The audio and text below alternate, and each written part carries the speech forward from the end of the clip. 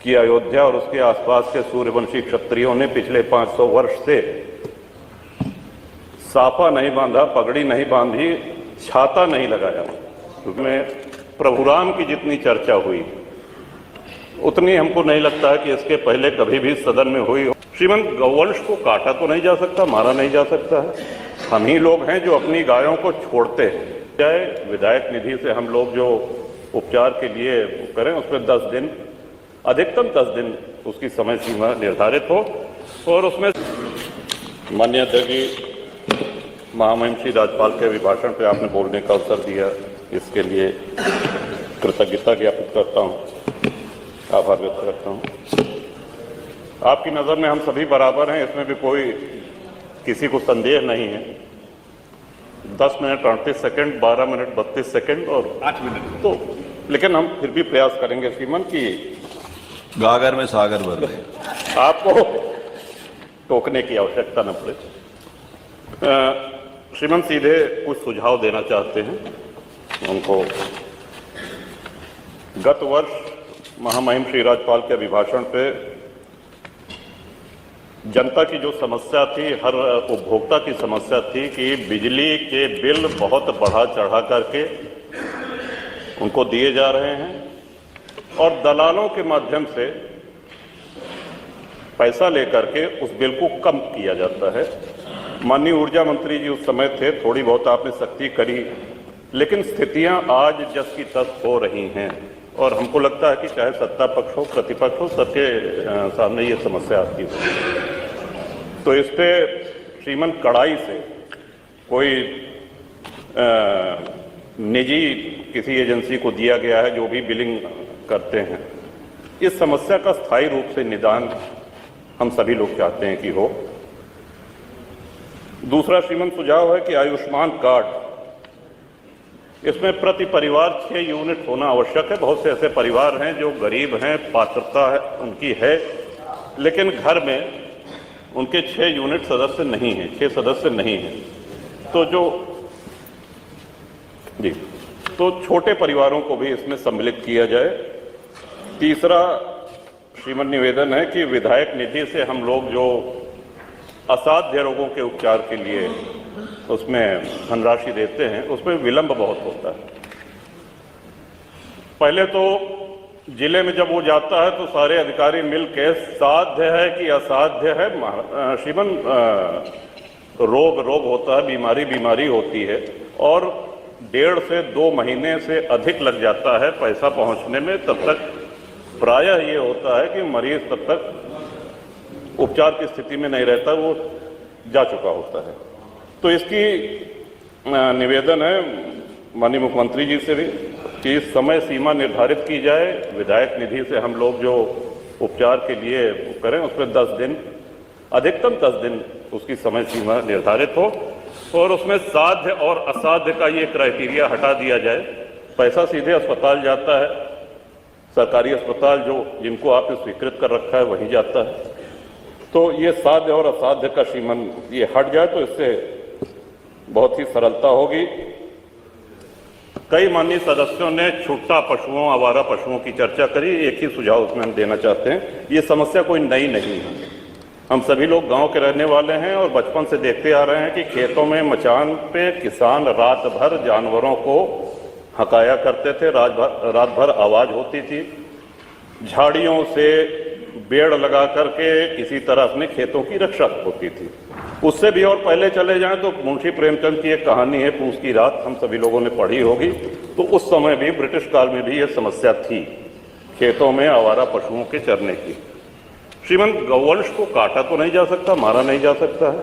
हम ही लोग हैं जो अपनी गायों को छोड़ते हैं जब वो दूध देने लायक नहीं रह जाती हैं। हमारी ही छोड़ी हुई गायें हैं और उसके लिए हमको स्वयं उनको घर पे रखना पड़ेगा। हाँ, एक सुझाव ये अवश्य है कि अगर हम ब्याज मुक्त ऋण अपने खेतों को बाड़ेबंदी करने के लिए किसानों को दें तो इससे बहुत हद तक समस्या का समाधान हो सकता है। बगैर ब्याज के किसानों को तार बांधने के लिए, बाड़ेबंदी करने के लिए ऋण दिया जाए। श्रीमान, अब मैं आना चाहता हूं कि इस सदन में इस महामहिम श्री राज्यपाल के अभिभाषण में प्रभु राम की जितनी चर्चा हुई उतनी हमको नहीं लगता है कि इसके पहले कभी भी सदन में हुई हो। और सत्ता पक्ष और प्रतिपक्ष भी ये जाहिर करने में लगा रहा कि हम भी भगवान राम के भक्त हैं। भगवान राम सबके हैं, सर्वव्यापी हैं, सर्वव्यापक हैं। बड़ा सौभाग्य था हमारा श्रीमान, 22 तारीख को बहुत कम लोगों को आमंत्रण मिला था, वहां जाने का अवसर मिला। इतना सुव्यवस्थित कार्यक्रम। माननीय मुख्यमंत्री जी, जब माननीय प्रधानमंत्री जी जा चुके थे और सब अतिथि जा चुके थे, तब घूमते रहे, एक एक व्यक्ति से मिलते रहे और वो बड़ा भावनाओं का अतिरेक था। भगवान श्री राम के हम सभी लोगों के जीवन में, हमारे यहाँ अवध में जब शिशु का जन्म होता है तो उसके कान में राम नाम, राम कहा जाता है। जब विद्या आरंभ होता है श्रीमन तो राम लिखा जाता है तख्ती पर, उसका हाथ पकड़ करके। और अंतिम यात्रा के विषय में तो हम सभी को पता है, राम नाम सत्य है कहा जाता है। वो भगवान राम किन परिस्थितियों में तंबू में रहे, निर्वासित रहे, इस बात की प्रसन्नता इतनी गांव-गांव है। कोई ऐसा गांव नहीं होगा जहां भंडारा ना हुआ हो, कोई ऐसा गांव का पुराना मंदिर नहीं होगा जहां रंगाई पुताई न हुई हो, कोई ऐसा गांव, कोई कस्बा नहीं होगा जहां भंडारा न हुआ हो, जहां दिवाली न मनाई गई। और सभी प्रसन्न थे। और आपको भी श्रीमान, इस बात का हम सभी लोगों की ओर से आभार है। आपने तय किया है कि हम सभी लोगों को दर्शन कराने ले चलेंगे।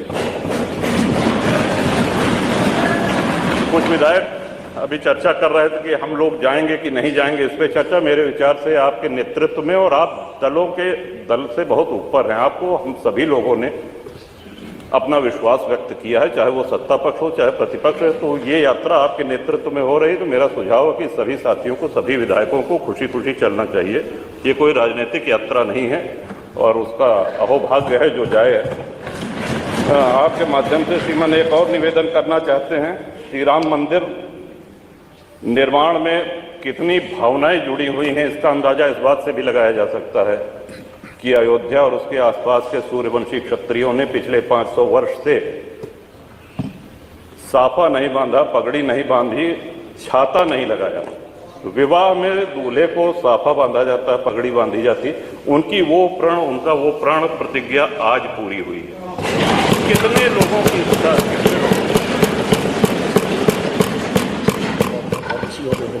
आप ही के माध्यम से श्रीमान ये भी अनुरोध करना चाहेंगे,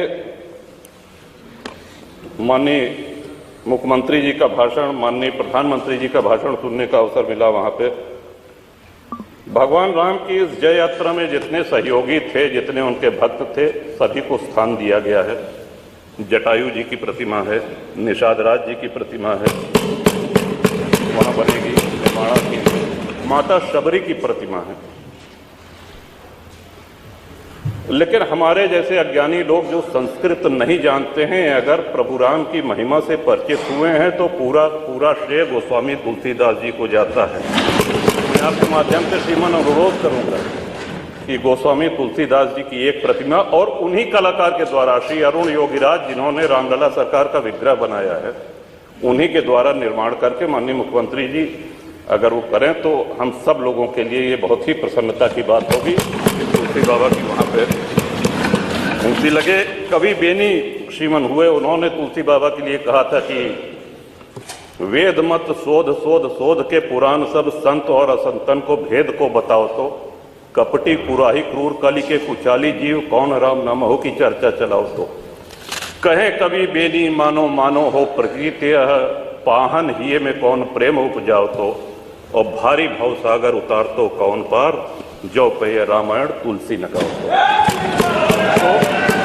तुलसीदास जी की वाणी, उनके ग्रंथ को कितने श्रद्धेय कथावाचकों ने हम लोगों को सुनाया है और भवसागर पार किए हैं। इन्हीं शब्दों के साथ श्रीमन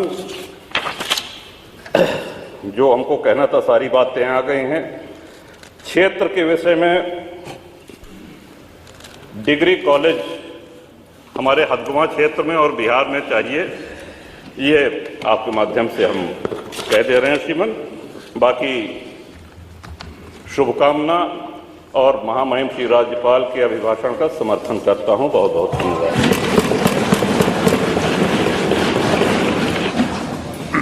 माननीय नेता प्रतिपक्ष श्री अखिलेश यादव।